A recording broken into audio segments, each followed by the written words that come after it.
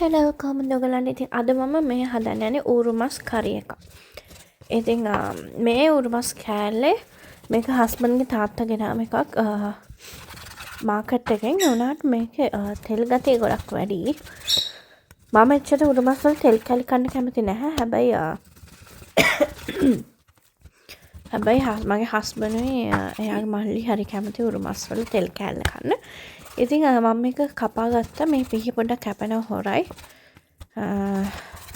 අද ගෙදර කවුරුත් නැහැ. ඉතින් අද මගේ නිවාඩු දවසක්. ඉතින් මම හිතුවා උයන්න ගන්න.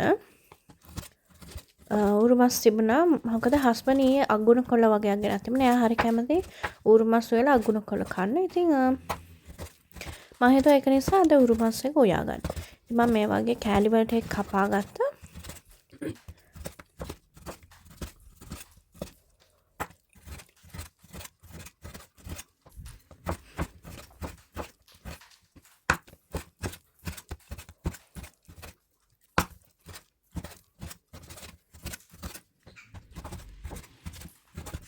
කපලා මම මේක හොදගෙන ආවා ඌරු මස් එක. මම කපන්න කලිනුත් හේදුවා මේක. කැපුවට පස්සෙත් හොදගෙන ඇවිල්ලා ඒකට එකතු කරා ලුණු කුඩු, කහ කුඩු, ඒ වගේම කළු කුඩු, ඒ වගේම මිරිස් කුඩු, ඒ වගේම එකතු කරා බැදපු මිරිස් කුඩු. මිරිස් කුඩු අම මිරිස් කුඩුත් මම එකතු කරා තේ හැඳි භාගයක් විතර. බැදපු මිරිස් කුඩු මම එකතු කරා තේ හැඳි 2කමාරක් විතර. එකතු කරලා මේක හොඳට කලවම් කරා. මට අමතක වුණා ගම් මිරිස් දාන්න. ඔයගොල්ලෝ ගම් මිරිස් එකතු කරගන්න ඔයගොල්ලෝ කැමති නම්. ඊට පස්සේ මම එකතු කරා කරාබු නැටි කුරුඳුයි එකතු කරා ඌරු මස් එකට. ගම් මිරිස් දැම්මම රහයි ඌරු මස් කරි එක. ඉතින් ඊට පස්සේ මේක ටික වෙලාවක් ඇද්දි ඒකේ වතුරයි තෙලුයි ඔක්කොම උනනවා. ඉතින් ඒ වෙලාව වෙනකම් මම මේකට වතුර දාන්නේ නැහැ. ඉතින් මම දැන් තමයි වතුර එකතු කරේ.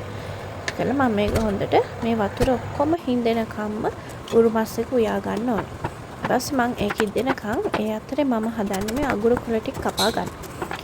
හස්බන්ඩ්ගේ අම්මා කිව්වා එයා අගුරු කොළ ගොඩක් හීනියට කපන්න කියලා. එතකොට අගුරු කොළ තිත්ත ගතිය අඩු වෙනවා කියලා. ඉතින් ඒක ඇත්තද මන් දන්නේ නැහැ. මම සාමාන්‍ය අගුරු කොළ කන්න එච්චර කැමැත්තක් නැහැ. මම කැමති ගොටු කොළ කන්න. ඉතින් මෙහෙම මට පුළුවන් විදිහට උඩරිම හීනියට කපා ගත්තා. ඒ උනාට මීට වඩා හීනියට කපන්න පුළුවන් නම් හොඳයි. මට මේ ලොකු පිහියත් එක හරි අමාරුයි ඒක කරන්න.